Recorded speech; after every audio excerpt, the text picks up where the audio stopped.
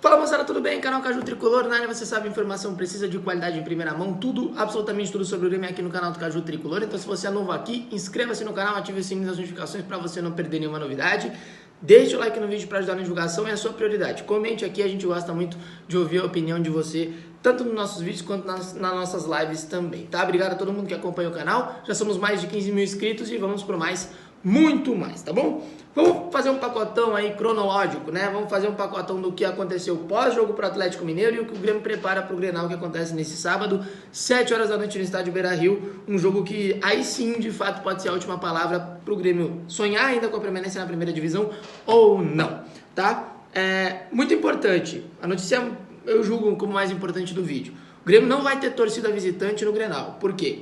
Teve uma liminar do STJD que diz o seguinte: até a data do julgamento da invasão de campo dos torcedores do Grêmio, de alguns torcedores do Grêmio, no jogo contra o Palmeiras, até a data do julgamento do STJD, foi concedido uma liminar e com isso o Grêmio não terá torcida em casa e não terá torcida como visitante. O Grêmio vai jogar na arena, mas com portões fechados. Mesmo esquema que aconteceu durante o período ali em que não podia ter público em relação à pandemia. Até a data do julgamento. Esse julgamento ainda não tem data, então a gente não sabe exatamente até quando vai, ok? Mas é muito importante que se diga isso. Pro Grenal já vai ser o primeiro jogo que o Grêmio não vai ter torcida. Pelo menos pro Grenal e no jogo contra o Fluminense é certo que o Grêmio não vai ter torcida em nenhum dos dois jogos.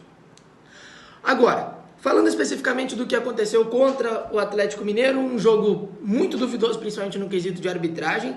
O Grêmio reclama de muita coisa, reclama que não foi falta no Jair no lance que o Cortez teria feito a falta que o juiz apitou. Reclama também que o Savarino não estaria na distância apropriada na hora que o Campas comete o pênalti. E também muita falta de critério, o impedimento do Borja também foi bastante questionado pelo Denis Abraão. Enfim, o Grêmio tem muitos questionamentos em relação à arbitragem, não só nesse jogo contra o Atlético, como nos últimos jogos também, tá? Mas falando especificamente do campo, é muito importante que se diga algumas coisas aqui, tá? O Grêmio precisa de 6 vitórias em 10 jogos. O aproveitamento do Grêmio hoje é pífio, é de aproximadamente 31% dos pontos conquistados. O Grêmio precisa mais do que dobrar esse aproveitamento se quiser escapar da segunda divisão, porque hoje, matematicamente, a chance do Grêmio cair é de 83%. Então é uma chance muito alta, é muito difícil reverter isso.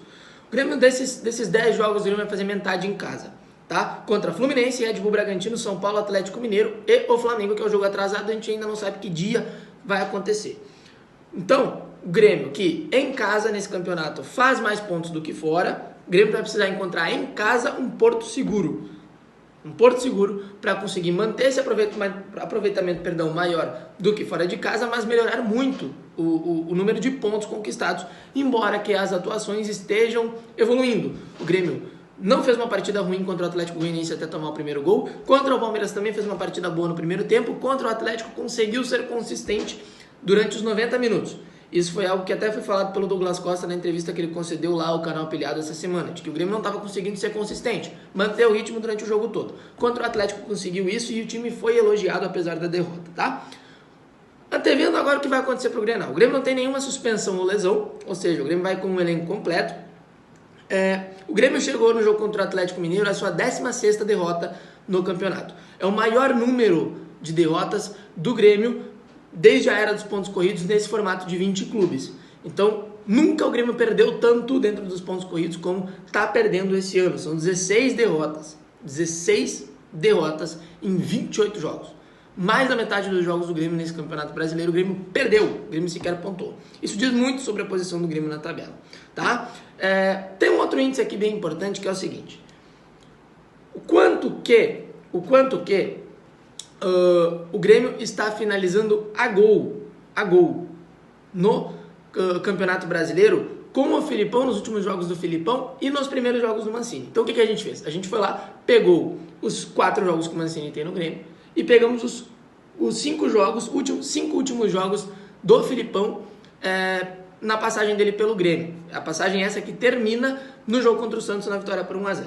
Com o Mancini, o Grêmio finalizou 22 vezes a gol pelas estatísticas que a gente apurou. Dividido por 4 jogos, isso dá 5.5 de média. 5.5 finalizações no gol. 5 finalizações e meia, né? Mas vamos botar aqui 5, quase 6 praticamente. Vamos arredondar para cima. 6 finalizações por jogo. Com o Felipão, nos últimos 5 jogos, foram 29 finalizações. Dividido por 5 dá 5,8. Ou seja, é claro que 5,5 para 5,8 não é nada, se a gente for comparar ali no jogo. Mas, de fato, se a gente for pegar rigorosamente nos números, esse time finaliza menos a gol do que o time do Filipão. Mas é um time mais organizado, é um time que propõe mais jogo, é um time que se lança mais ao ataque, é um time que tenta fazer gol. E aí a gente começa a perceber que não nos números, mas na postura, na formatação dentro de campo, na organização, o time começa a criar mais, pensa mais em ganhar os jogos, o torcedor reconhece. Tanto que é gritante a diferença do desempenho do Grêmio contra o Atlético Mineiro, do que, por exemplo, no jogo contra o Santos, que foi o último jogo do Filipão. Foram derrotas por um gol de diferença, mas é nítida a diferença do time. Tá? Pro Grenal, tem algumas dúvidas na escalação. Por exemplo, a gente não sabe se o Wanderson foi preservado pro Grenal ou se de fato ele sentiu um desconforto. O Grêmio disse que foi um desconforto, mas pode acontecer a mesma situação que aconteceu, por exemplo, com o Yuri Alberto do outro lado, que é um desconforto, mas todo mundo já sabia que o Yuri Alberto ia ser poupado. Com isso, caso o Wanderson jogue, abre-se o precedente de Cortez ou Rafinha na lateral esquerda. Se o Wanderson não for jogar, Rafinha na direita e Cortez na esquerda. O Chapecó deve ser o goleiro, Jeromel e Kahneman devem fazer a dupla de zaga, e aí no meio tem uma dúvida. Por quê? Porque tem Thiago Santos, Vilhaçante, Campaz e Lucas Silva. Esses 4 brigando por 3 vagas. O Thiago Santos é um homem de confiança do Mancini, o Vilhaçante também está jogando todos os jogos, e aí abre-se o precedente para Lucas Silva ou Campaz, embora ele tenha tirado o Vilhaçante no jogo contra o Atlético.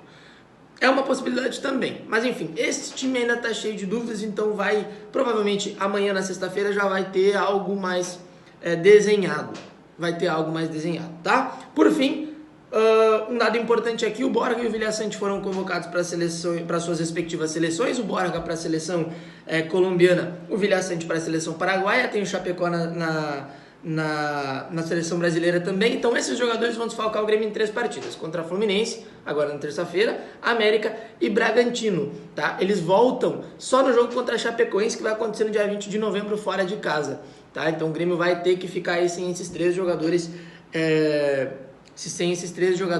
durante esses 3 jogos. Uma sequência muito importante para o Grêmio. Se o Grêmio arranca 3 vitórias aqui, provavelmente o Grêmio já melhora muito no campeonato e chega para esse jogo contra a Chape podendo sair da zona de rebaixamento. Ou pode ser uma sequência onde o Grêmio de fato se afunde e aí chegue no jogo contra a Chape já quase sem nenhuma possibilidade matemática de reverter essa situação. Tá bom? Então, um pacotão do Grêmio em relação ao que antecede o Grenal. O Inter tá vindo muito motivado para rebaixar o Grêmio, poupou jogadores, tem um único propósito no campeonato, que é rebaixar o Grêmio. Embora não admita publicamente, é isso que está nítido para todo mundo. Vamos ver se isso de fato vai acontecer. Tomara que não, pra gente, torcedor tricolor. Beleza? O que você acha? Gostou da atuação do time? Quem que foi o melhor do time? Quem que foi o pior no jogo contra o Atlético? Qual a sua escalação pro Grenal? Acha que o Grêmio vai conseguir ganhar? Tomara que sim, né? Afinal de contas, uma hora a vitória precisa acontecer, o time tá jogando bem. Comenta aqui embaixo que a gente tá curioso para saber a sua opinião. Valeu? Grande abraço, tamo junto, até a próxima. Tchau!